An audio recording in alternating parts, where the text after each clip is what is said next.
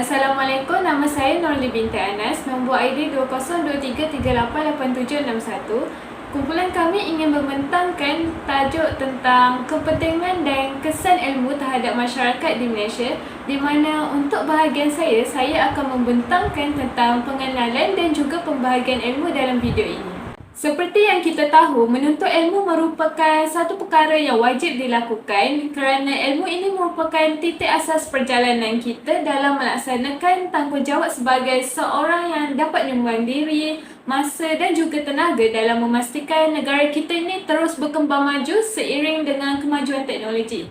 Pembentukan masyarakat yang berwawasan boleh dikecapi sekiranya kita ambil peduli akan kepentingan mempelajari suatu ilmu itu tanpa menganggapnya sebagai satu bebanan, kerana dalam fasa kita mempelajari suatu ilmu itu secara tak langsung ia dapat membentuk diri kita ke arah yang lebih baik. Maksudnya macam diri kita ni akan terlatih untuk menjadi seorang yang penyabar, seorang yang berdisiplin dan bertanggungjawab, dan kriteria-kriteria ini akan menjamin kita untuk mendapat pekerjaan dengan lebih mudah apabila kita ingin memohon satu pekerjaan pada satu hari nanti. Walau bagaimanapun, seperti yang kita lihat, peratus masyarakat pada hari ini, khususnya di Malaysia, dalam menuntut ilmu semakin lama semakin berkurangan disebabkan faktor-faktor yang menghalang diri mereka untuk menyambung pelajarannya, seperti macam contoh masalah kewangan, peluang pekerjaan yang ditawarkan tidak begitu banyak dan sebagainya, dan ini menyebabkan peratus pengangguran di Malaysia melonjak dengan begitu tinggi. Jadi persoalannya di sini, apakah kepentingan ilmu yang harus difahami oleh masyarakat kita dan apakah kesan menuntut suatu ilmu itu? Oleh itu, kumpulan kami akan merungkaikan kepentingan ilmu dan kesannya dengan lebih mendalam agar masyarakat sendiri boleh lihat dan pelajari dengan lebih jelas akan pentingnya ilmu ini dalam hidup. Saya ingin berterima kasih. Saya rasa akan menerangkan tetapi sukan masalahan berkaitan dengan tugasan kami pada hari ini. Jadi, seperti yang kita tahu, kepentingan ilmu dalam diri seseorang itu adalah suatu hal yang tidak dapat kita nafikan, terutamanya dalam usaha untuk menjadikan umat Malaysia sebagai rakyat yang berilmu pengetahuan. Bagi para remaja yang beragama Islam khususnya, yang bakal memimpin masa depan negara, haruslah mempelajari ilmu yang mampu membentuk sudut pandangan hidup yang sempurna dari segala aspek di mana dia yang menuntut kepada keseimbangan ilmu agama dan juga dunia. Tambahan lagi, ayat Al-Quran yang mula-mula diturunkan Allah kepada Nabi Muhammad SAW adalah surah Al, di mana surah ini menerangkan bahawa Allah menciptakan manusia dan memuliakannya dengan mengajar membaca, menulis dan memberinya ilmu pengetahuan. Di sini, kita dapat melihat betapa pentingnya kita sebagai umat Islam untuk menimba ilmu kerana ia merupakan perintah daripada Allah Subhanahu Wa Taala itu sendiri. Walau bagaimanapun, masih ada yang memandang enteng tentang kepentingan ilmu. Pada era globalisasi moden ini, masyarakat Malaysia khususnya terdedah dengan media sosial dan sudah pastinya golongan yang dipanggil sebagai selebriti media sosial ini mampu untuk mempengaruhi minda masyarakat, terutama dalam golongan remaja. Sebagai contoh, sejak akhir-akhir ini, terdapat segelintir selebriti media sosial yang membuat pengakuan bahawa walaupun mereka tidak menemukan sekolahan, tetapi mereka berjaya untuk meraih pendapatan yang lumayan pada usia muda. Hal ini tidak menjadi masalah jika mereka hanya mencari pendapatan sampingan untuk menampung kos pembelajaran mereka. Namun, ia haruslah bergerak seiring dengan pendidikan kerana manusia ilmu ibarat pil kosong yang tiada isi. Jadi, hal seperti ini dikuat ini dapat memberi pengaruh yang buruk kepada remaja sehingga ada yang selanjutnya mengeketkan kepentingan pendidikan. Tambahan pula, pakar sosial Profesor Datuk Dr. Muhammad Syafa Sabran berkata, menuntut ilmu bukanlah pelaburan yang sia-sia kerana bisa menjadikan seseorang insan itu cemerlang dan berjaya. Tidak akan rugi mereka yang menuntut ilmu kerana langsung sedar ini akan memberi nilai tetap kepada individu tersebut. Tak lagi dalam menjalankan perniagaan memerlukan mereka untuk berilmu kerana dari situ akan membentuk pemikiran yang lebih kreatif dan inovatif katanya. Tambahan pula, sebagai seorang Islam, kita perlu sentiasa ingat bahawa kita menuntut ilmu sekadar untuk menjadi kaya atau mengejar pangkat semata-mata. Sebaliknya, menuntut ilmu adalah menjawab dan amanah untuk kita menjadi manusia yang lebih hebat. Kekurangan ilmu dalam diri seseorang itu mampu memberi impak yang besar di mana kejahilan dan maksiat akan berleluasa seperti pergaulan bebas antara lelaki dan perempuan, penzinaan, minum kerak dan juga berjudi.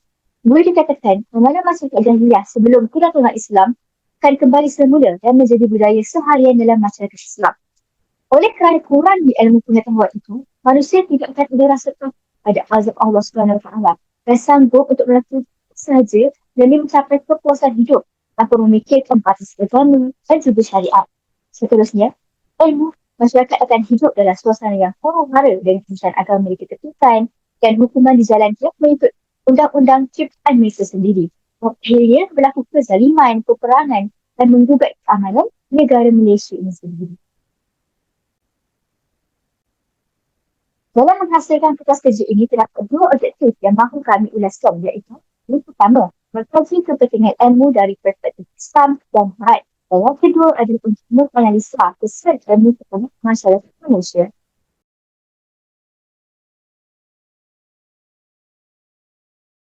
Seterusnya, kami akan menerangkan tentang ilmu. Pada bagian saya akan menerangkan tentang definisi ilmu daripada perspektif Islam dan juga daripada perspektif Barat.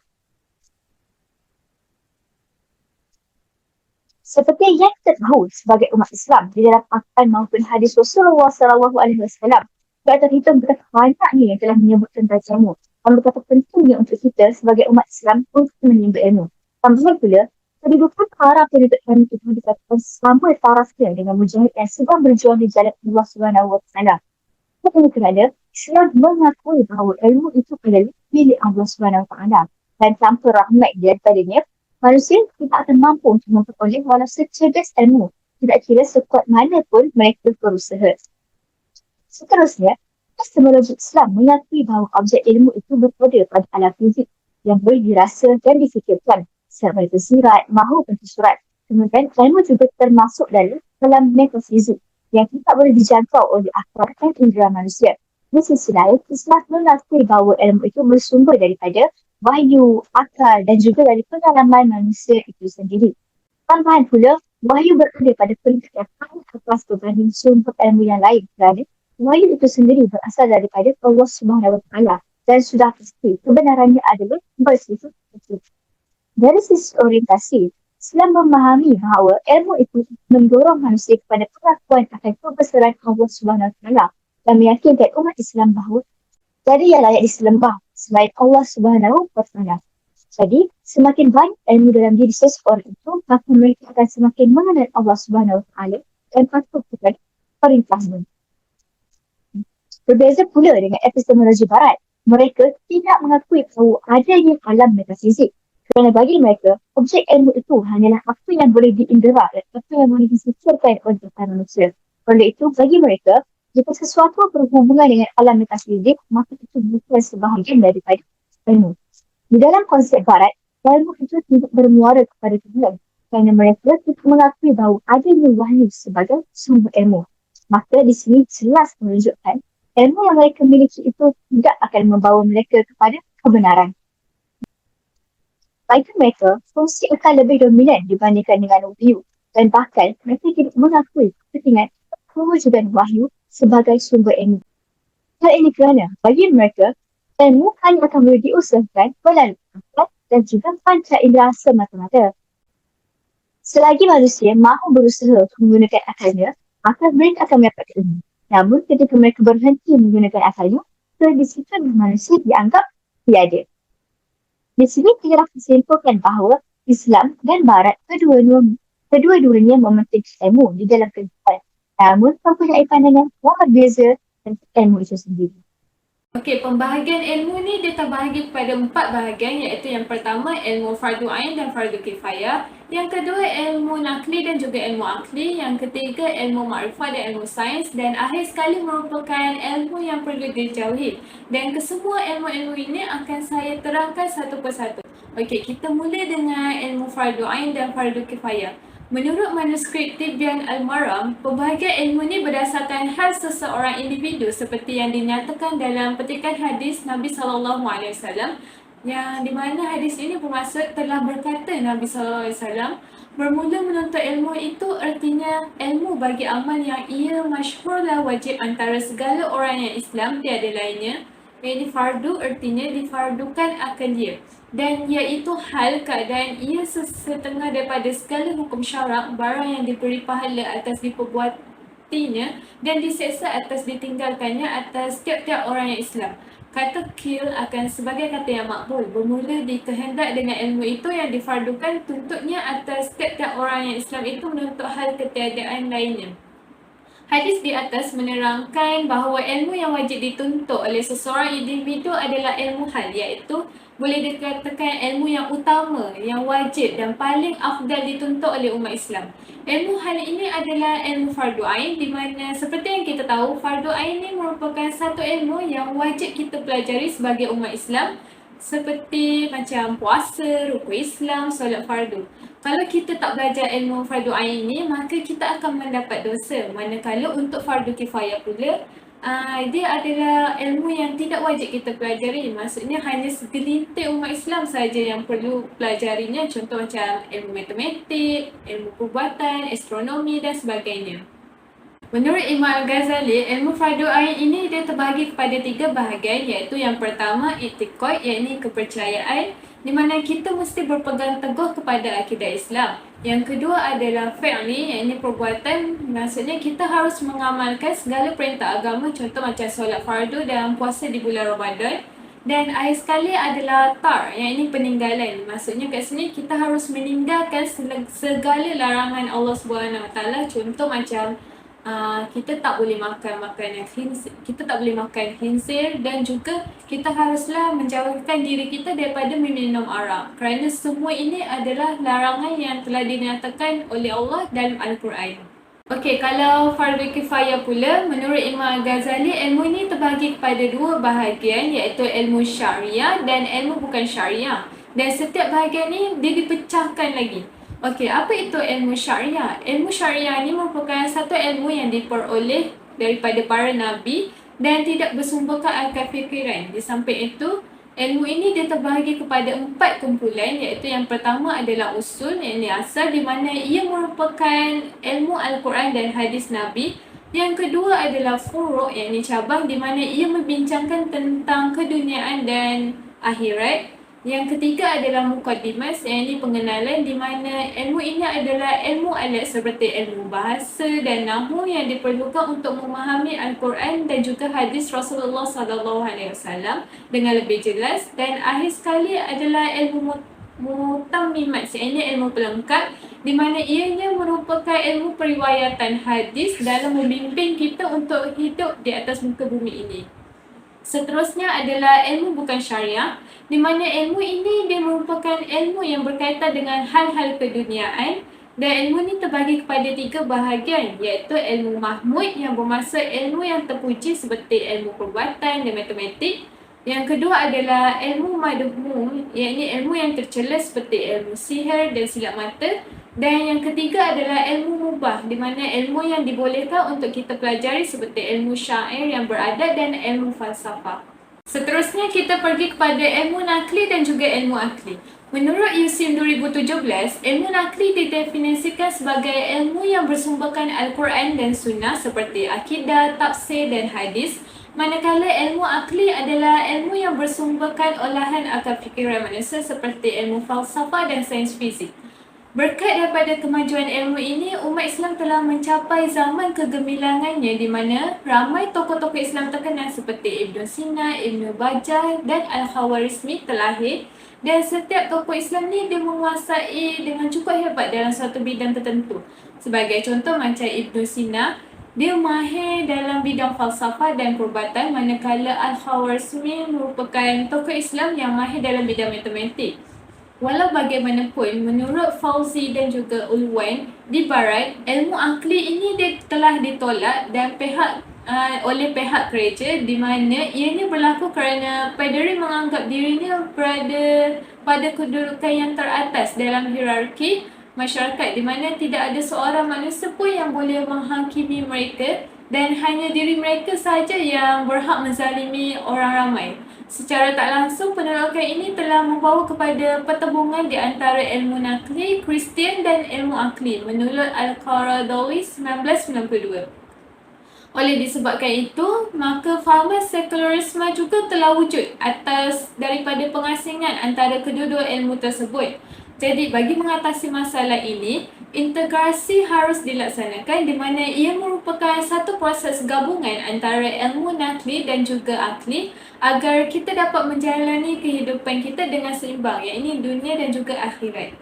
Menurut al-atas, ilmu ini dibahagikan kepada dua bahagian iaitu ilmu makrifah dan juga ilmu sains.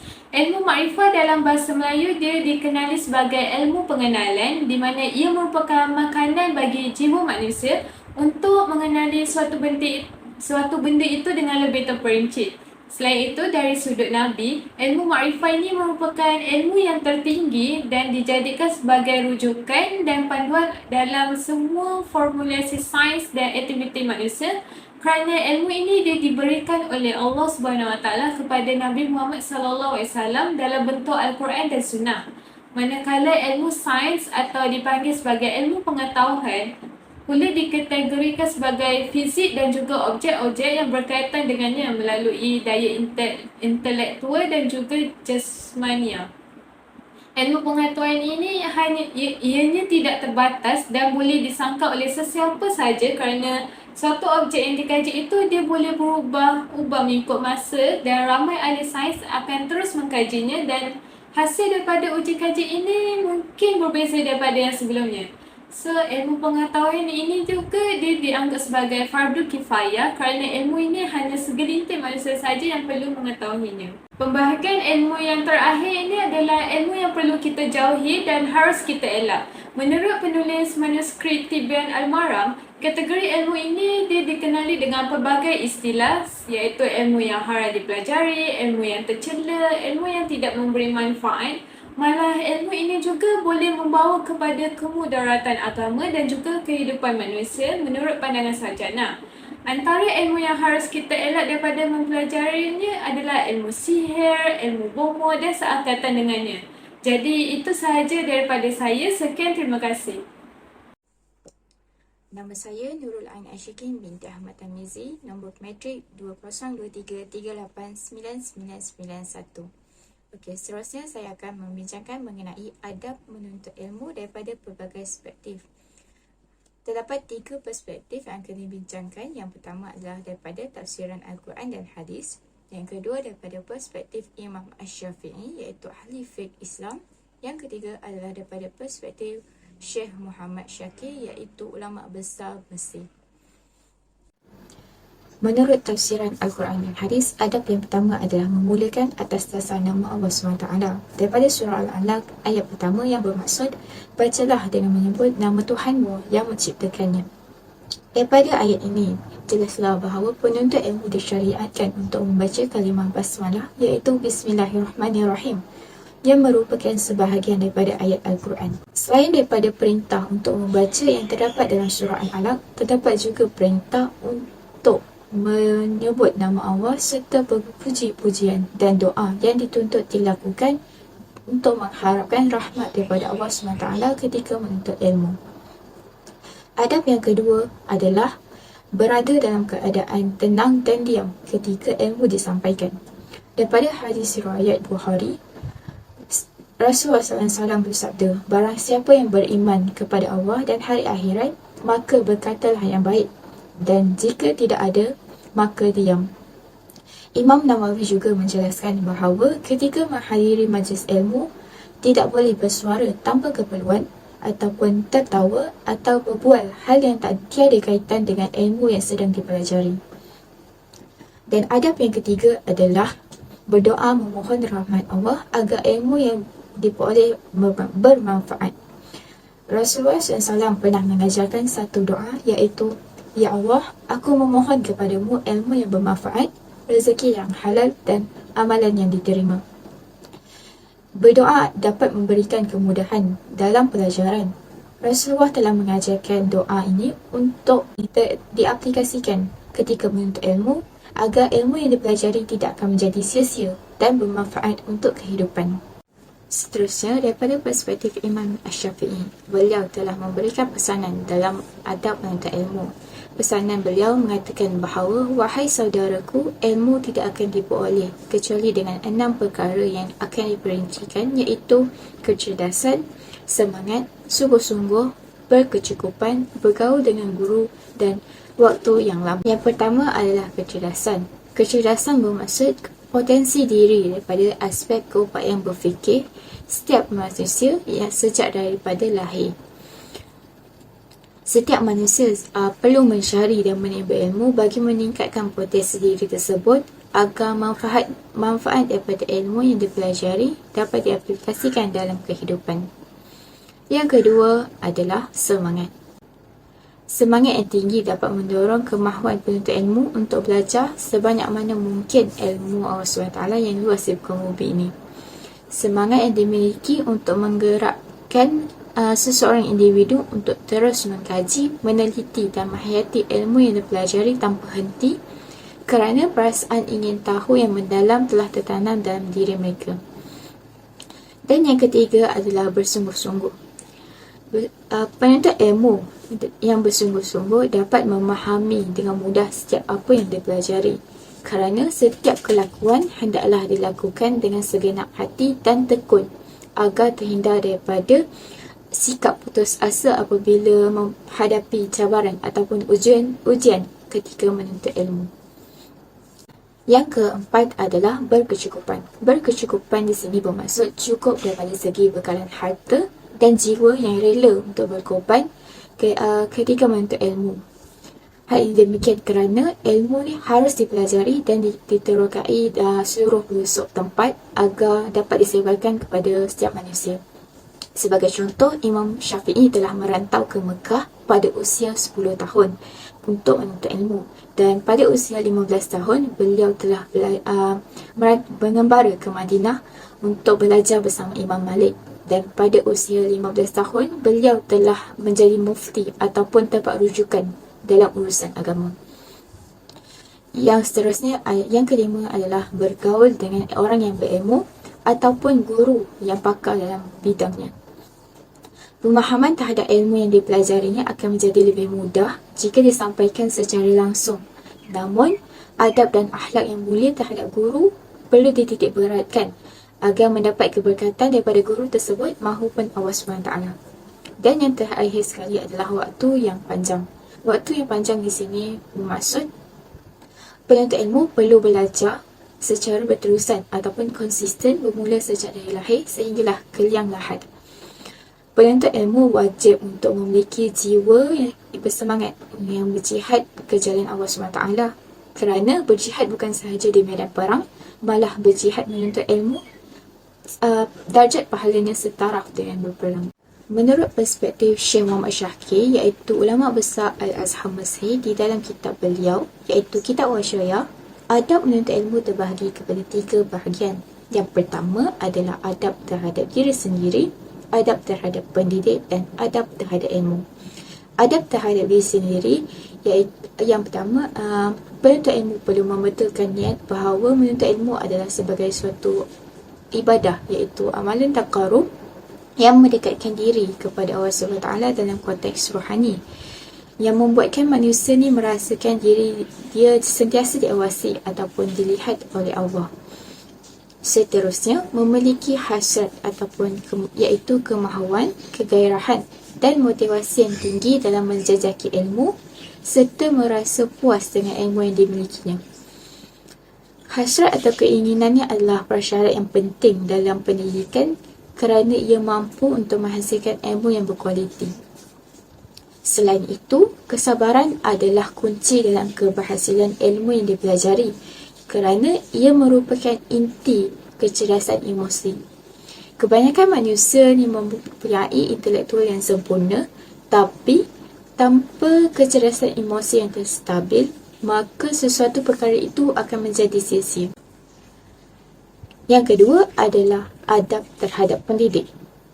Penuntut ilmu perlu mendengar dengan baik setiap baik-baik nasihat ataupun ajaran yang diberikan oleh pendidik selagi mana ia tidak bertentangan dengan ajaran agama serta mengaplikasikan dalam kehidupan, khususnya ketika proses pembelajaran agar mudah mendapat manfaat untuk mencapai kejayaan. Selain itu, penuntut ilmu juga perlu menjaga kehormatan dan kewibawaan seorang pendidik. Sebagai contoh, meminta izin sebelum bertanyakan sebarang soalan, memanggil dengan panggilan yang baik ataupun tidak memaklumkan kesalahan yang dilakukan oleh pendidik, kerana setiap manusia juga melakukan kesalahan. Dan adab yang ketiga adalah adab terhadap ilmu. Adab terhadap ilmu ni ilmu yang dipelajari perlulah diterapkan ke dalam diri sebagai seorang penuntut ilmu. Sebagai contoh, memuliakan kitab dengan berada dalam keadaan suci daripada hadas. Di samping itu, kitab juga perlu dijaga agar tidak diletakkan sesuatu di atasnya atau ditindihkan bagi menunjukkan bahawa kemuliaan suatu ilmu itu adalah tinggi darjatnya.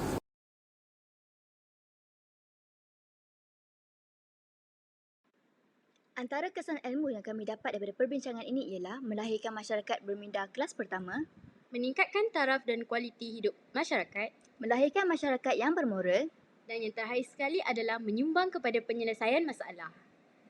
Kesan ilmu yang pertama adalah melahirkan masyarakat yang berminda kelas pertama. Masyarakat berminda kelas pertama ini mempunyai kemampuan berfikir secara kritis, kreatif, inovatif dan analitik serta mampu menyelesaikan masalah dengan pelbagai cara yang tepat. Kata dasar kritis adalah berasal daripada perkataan Greek iaitu kritikos yang bermaksud menimbang ataupun judge. Manakala Kamus Dewan pula menjelaskan bahawa perkataan kritis bermaksud tidak dengan begitu sahaja menerima ataupun mempersetujui sesuatu, iaitu menimbangkan buruk dan baik terlebih dahulu ataupun bersifat mengkritik dan tidak menerima secara bulat-bulat. Ciri-ciri masyarakat yang cenderung berfikiran kritis ini mampu untuk mempertimbangkan kesan jangka masa panjang daripada setiap tindakan mereka dan memikirkan kesannya terhadap kehidupan. Pemikiran yang kritis ini melibatkan 3 aktiviti mental iaitu analisis, tafsiran dan penilaian bagi sesuatu idea dengan cara membezakan dan menyoal sama ada sesuatu perkara itu benar ataupun salah dengan melihat alasan-alasan yang ditemukan. Ia juga membantu dalam membuatkan keputusan yang tepat. Masyarakat yang berfikiran kritis ini juga mampu untuk mengatasi pelbagai masalah dan membuat keputusan dengan lebih baik daripada pelbagai aspek kehidupan. Sebagai contoh, hal pekerjaan, kewangan, hubungan sosial dan lain-lain.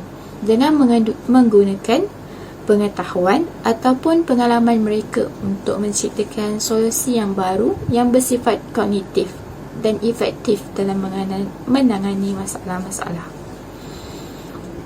Sebagai contoh, Kementerian Pelajaran Malaysia telah mewujudkan konsep kemahiran berfikir aras tinggi di sekolah-sekolah yang menekankan kebolehan untuk menakul ataupun menilai sesuatu idea yang logik dan rasional. Konsep kemahiran berfikir aras tinggi ini iaitu kebat juga mewujudkan persekitaran pembelajaran yang lebih luas tanpa terikat dengan format pembelajaran yang terdahulu. Tambahan pula, masyarakat berminda kelas pertama memiliki kreativiti yang tinggi. Kreatif adalah kebolehan semula jadi yang diaplikasikan untuk menghasilkan sesuatu idea-idea yang baru. Istilah kreatif berasal daripada bahasa Latin dan Greek iaitu create yang membawa maksud membuat ataupun memenuhi. Pemikiran kreatif merupakan salah satu domain dalam kemahiran berfikir yang menekankan penggunaan hoka. Hoka di sini bermaksud menumpukan ciri pemikiran seperti imajinasi dan fantasi yang memiliki akses dalam eksplorasi informasi dan ilmu pengetahuan yang luas serta berkualiti. Kreativiti juga dapat mengembangkan kecerdasan intelektual masyarakat sehingga dapat menghasilkan idea-idea yang bernas dan lebih cenderung memiliki pemikiran yang kreatif dan inovatif. Pemikiran kreatif dan inovatif ni dapat dilihat dalam masyarakat Malaysia di dalam bidang perdagangan. Sebagai contoh, terdapat beberapa syarikat di Malaysia yang menawarkan penjualan dan pembayaran produk secara atas talian ataupun online menggunakan teknologi. Manakala penghantaran produk secara terus ke kediaman ataupun rumah pembeli memudahkan lagi urusan pembelian. Inovasi dalam perkhidmatan ini secara tidak langsung memperlihatkan bahawa daya kreativiti dan keberanian pengusaha dalam memberikan nafas baru ataupun idea baru untuk proses yang sedia ada. Assalamualaikum, saya Ainur Mardia binti Dewan Mat Nasir dengan nombor matrik 2023 126 389. Kesan ilmu terhadap taraf dan kualiti hidup masyarakat. Ilmu ni boleh diperolehi daripada pelbagai cara, antaranya melalui pendidikan maupun pengalaman. Ilmu dan pendidikan ni mampu menarik keluar masyarakat daripada kehidupan terdahulu kepada ke arah yang lebih baik, moden dan terkehadapan. Ilmu ni sangatlah penting kerana ilmu ni mampu dijadikan kayu ukur dalam menaikkan atau memudahkan sesebuah masyarakat atau tamadun. Ilmu ni merupakan satu faktor utama yang menyelahkan kemampuan dan menentukan hala tuju kehidupan seseorang. Ilmu ni juga merupakan satu revolusi yang mencorakkan kehidupan lebih selesa pada masa hadapan. Kehadiran ilmu dalam kehidupan masyarakat ni mampu membuka ruang dan peluang untuk membaiki taraf hidup kerana ilmu merupakan kunci utama kepada hasil kehidupan seseorang. Dia juga mampu membuat masyarakat berkembang dan tidak hanyut oleh arus pembangunan negara. Perkembangan ilmu seseorang membantu mereka dalam mencapai tujuan hidup mereka. Seterusnya, ilmu mengeluarkan seseorang maupun sesebuah keluarga daripada kepompong kemiskinan. Kehadiran ilmu membolehkan masalah kemiskinan diatasi. Hal ini kerana dengan kehadiran ilmu, mereka dapat menceburi dunia pekerjaan dan menghasilkan pendapatan secara tetap. Masyarakat juga boleh mendapatkan pekerjaan yang lebih baik dengan ilmu yang dimiliki untuk menyara kehidupan seharian. Pendapatan yang diperolehi juga dapat dimanfaatkan dalam mewujudkan kehidupan yang selesa. Sebagai contoh, kita boleh membeli rumah yang lebih selesa dengan sumber pendapatan yang diperolehi. Akhir sekali, ilmu juga membantu membuka lebih banyak peluang pekerjaan. Ilmu memberi impak yang sangat besar dalam merubah dan mencorakkan kehidupan. Apa yang boleh disimpulkan, semakin tinggi ilmu seseorang, semakin luas peluang pekerjaan. Menurut Ross dan Wu 1996 berpendapat bahawa ilmu ni membawa kesan yang amat besar ke atas pelbagai peluang kehidupan manusia untuk memperoleh dan mengekalkan kualiti kehidupan. Seterusnya, menurut Jugah Muyang 2019, beliau menyifatkan bahawa ilmu ni merupakan aset yang penting yang amat berguna pada masa hadapan yang mampu mengubah taraf hidup masyarakat. Kesimpulannya, seseorang itu lebih maju dan berkembang dengan adanya ilmu. Kehidupan orang yang berilmu ni akan terjamin kerana dengan adanya ilmu kita dapat memperoleh peluang pekerjaan yang lebih baik serta sekaligus menjamin kehidupan kita pada masa hadapan. Kesan ilmu seterusnya ialah kesan ilmu dalam melahirkan masyarakat bermoral. Ilmu memimpin masyarakat menjadi insan yang memiliki sasiah terpuji. Menurut Sulaiman Nordin 2008, pendedahan kepada ilmu melahirkan seorang model insan dan khalifah yang baik. Ilmu yang dimiliki dapat dijadikan sebagai panduan yang baik. Ilmu mendidik masyarakat memahami setiap konteks perintah dan larangan Allah serta pembalasan yang menanti sekiranya ingkar perintah Allah. Justru itu, ilmu dapat mengelakkan masyarakat daripada melakukan perkara tak bermoral seperti maksiat maupun kejahatan.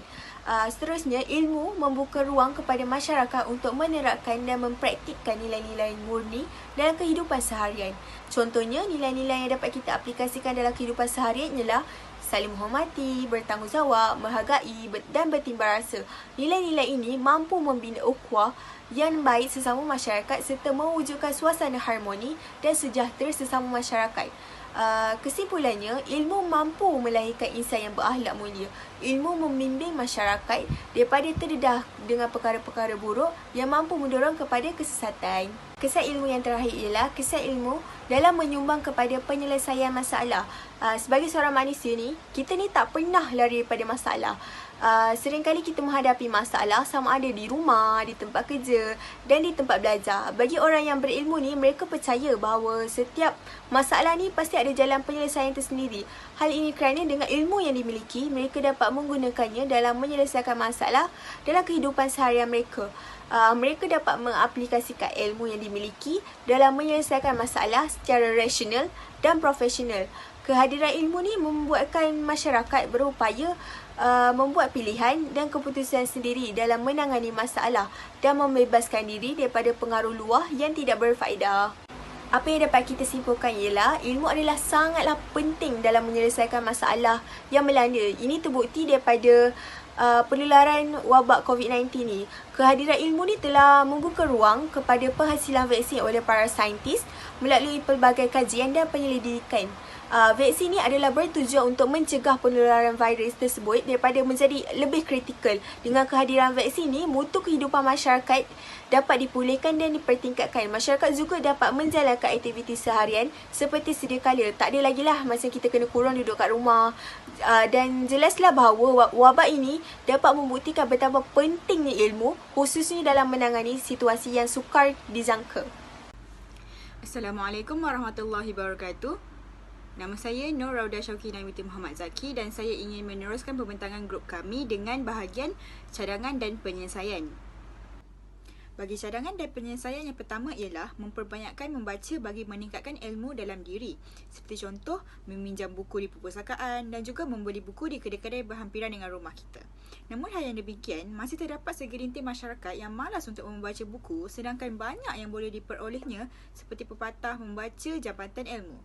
Hal ini kerana mereka berfikiran cetek bahawa untuk membaca hanya perlu pergi ke perpustakaan dan kedai buku sahaja. Walhal, buku pada era globalisasi ini boleh juga diakses secara online iaitu dengan kewujudan e-book. Oleh itu, tiada lagi alasan bagi mereka untuk tidak membaca buku. Apakah manfaat-manfaat yang boleh diperoleh sekiranya kita memperbanyakkan membaca? Pertama sekali, tak terhitung ilmu yang kita boleh peroleh jika kita kerap dan selalu membaca buku.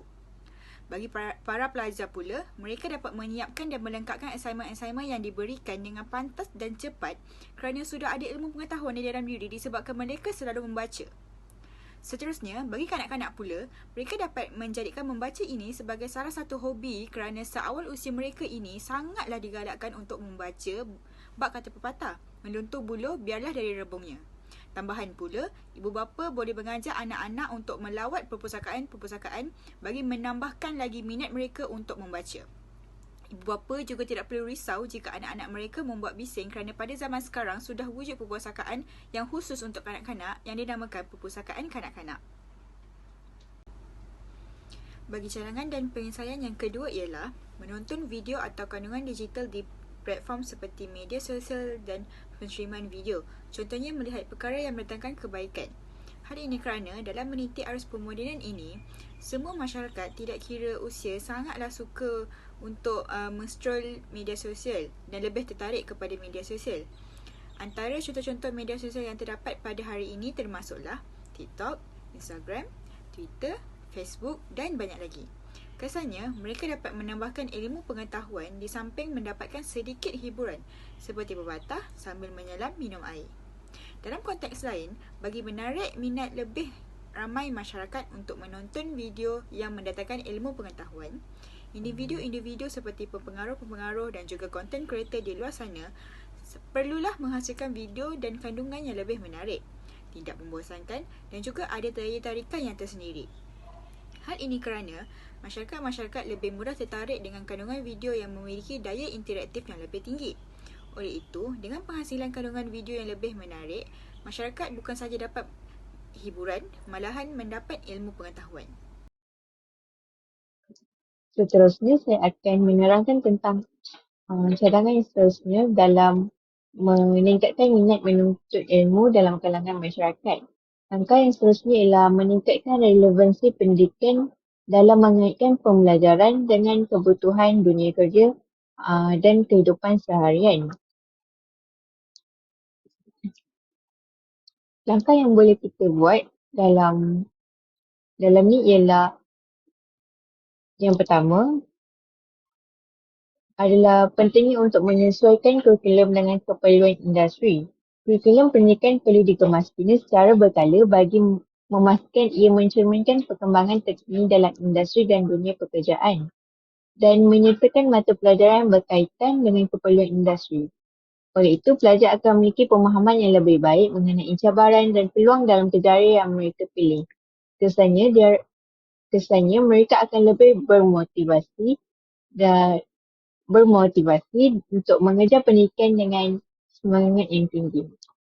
Seterusnya ialah mendatangkan pakar industri untuk memberikan taklimat dan perkongsian pengalaman kepada para pelajar generasi muda.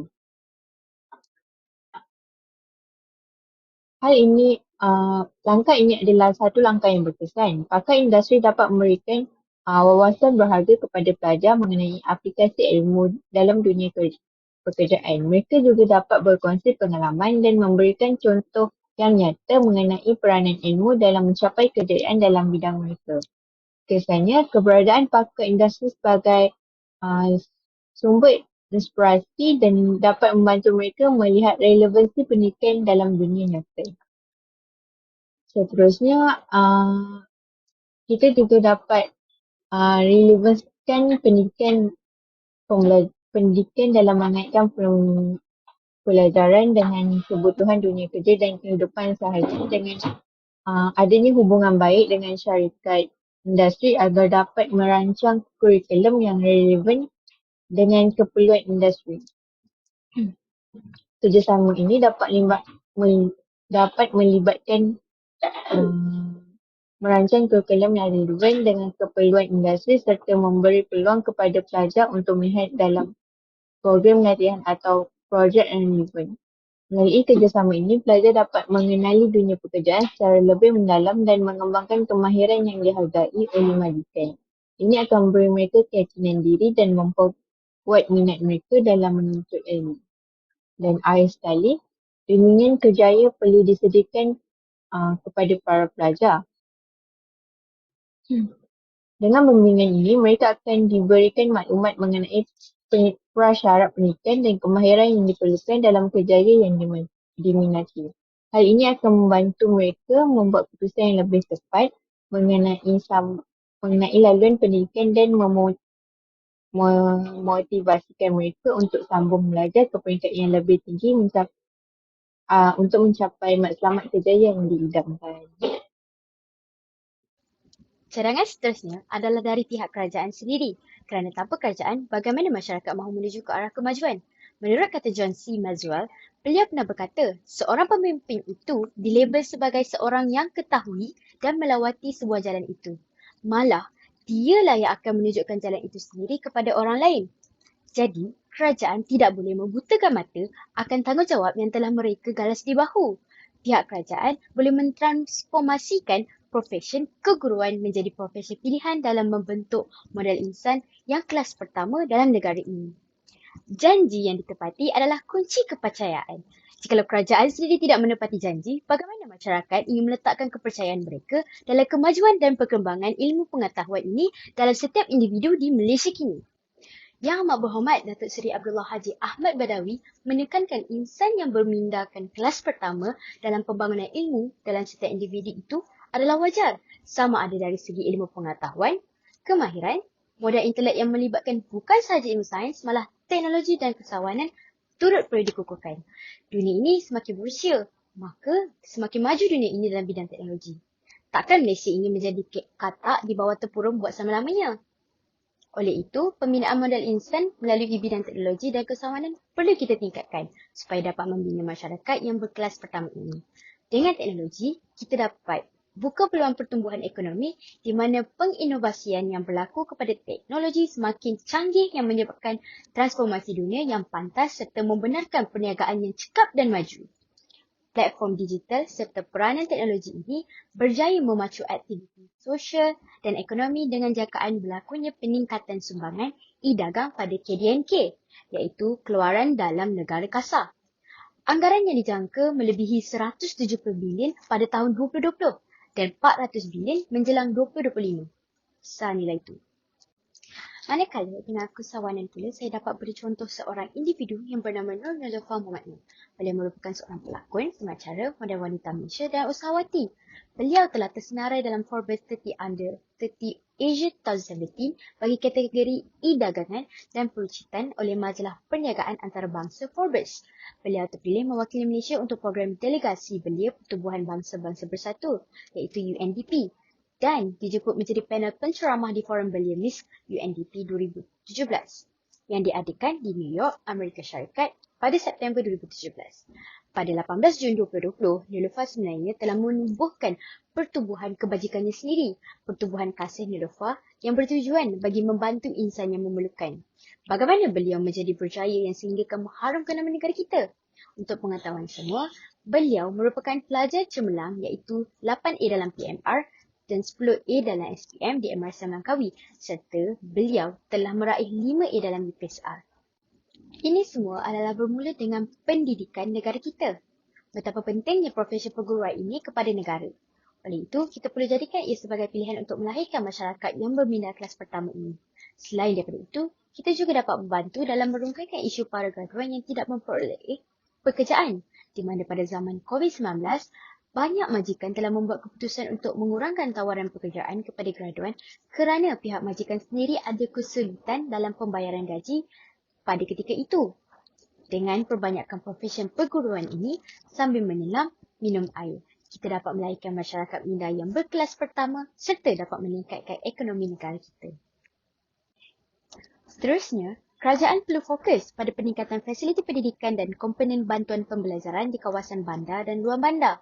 Langkah ini adalah bertujuan untuk memperkuatkan sistem pendidikan secara menyeluruh dan meningkatkan taraf pendidikan masyarakat. Setelah gelombang virus corona ini melanda di negara kita telah mengambil langkah berjaga-jaga dengan mengamalkan penjarakan sosial antara sesama individu.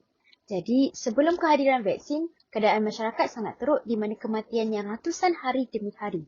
Dengan itu, penjarakan ini amat diutamakan dan menyebabkan pendidikan di negara kita berubah dari bersemuka kepada 100% secara atas talian di kediaman masing-masing. Daripada situasi ini, terdapat segelintir pelajar terjejas dalam menuntut ilmu kerana masalah campaian akses internet yang teruk di kawasan kediaman, terutamanya kediaman luar bandar. Hal ini telah mencetuskan isu permasalahan di mana pelajar kebanyakan antara mereka hilang minat untuk belajar yang mendorong kepada peningkatan peratusan pelajar berhenti belajar sama ada sekolah ataupun institusi pengajian tinggi. Seterusnya, kerajaan perlu fokus pada peningkatan fasiliti pendidikan dan komponen bantuan pembelajaran di kawasan bandar dan luar bandar. Langkah ini adalah bertujuan untuk memperkuatkan sistem pendidikan secara menyeluruh dan meningkatkan taraf pendidikan masyarakat. Setelah gelombang virus corona ini melanda di negara kita telah mengambil langkah berjaga-jaga dengan mengamalkan penjarakan sosial antara sesama individu. Jadi, sebelum kehadiran vaksin, keadaan masyarakat sangat teruk di mana kematiannya ratusan hari demi hari. Dengan itu, penjarakan ini amat diutamakan dan menyebabkan pendidikan di negara kita berubah dari bersemuka kepada 100% secara atas talian di kediaman masing-masing. Daripada situasi ini, terdapat segelintir pelajar terjejas dalam menuntut ilmu kerana masalah campaian akses internet yang teruk di kawasan kediaman, terutamanya kediaman luar bandar. Hal ini telah mencetuskan isu permasalahan di mana pelajar kebanyakan antara mereka hilang minat untuk belajar yang mendorong kepada peningkatan peratusan pelajar berhenti belajar sama ada sekolah ataupun institusi pengajian tinggi. Ini semua berpunca dari kekurangan peranti, capaian internet berkualiti rendah dan ketidakupayaan ibu bapa untuk membantu anak-anak mereka. Berdasarkan kajian yang dilakukan Tabung Kanak-Kanak Pertubuhan Bangsa-Bangsa Bersatu UNICEF di kawasan flat sekitar Kuala Lumpur ke atas golongan B40, mendapati 6 daripada 10 pelajar mula hilang motivasi untuk melaksanakan pembelajaran secara dalam talian. Menurut fellow utama bersama Institut Kajian Etnik kita dan Institut Alam dan Tamadun Melayu ATMA, Universiti Kebangsaan Malaysia UKM, Profesor Datuk Dr. Teo Kok Siong berkata, kehilangan minat dalam kalangan pelajar perlu diambil serius. Menurut beliau, situasi tersebut bakal memberi impak negatif terhadap proses pembelajaran. Antara impak negatif yang bakal dihadapi pelajar ketika ini adalah mereka akan berasa kurang yakin terhadap pembelajaran dalam jangka masa yang panjang meskipun pengajaran dan pembelajaran selepas itu dijalankan secara fizikal ataupun bersemuka di sekolah. Apabila pelajar kurang keyakinan, ia akan memberi impak terhadap prestasi pembelajaran di mana hasilnya akan tidak seberapa. Oleh yang sedemikian, pihak kerajaan perlu meningkatkan fasiliti pendidikan dan komponen bantuan pembelajaran di kawasan bandar dan luar bandar. Dengan peningkatan akses internet yang lebih luas dan bantuan pembelajaran yang lebih baik, individu di kawasan bandar dan luar bandar akan memiliki kesempatan yang sama untuk meluaskan pengetahuan mereka dalam berbagai bidang. Hal ini kerana kita banyak bergantung dengan teknologi untuk teruskan kemajuan dalam pendidikan supaya dapat memberikan hasil yang hebat dan terbaik.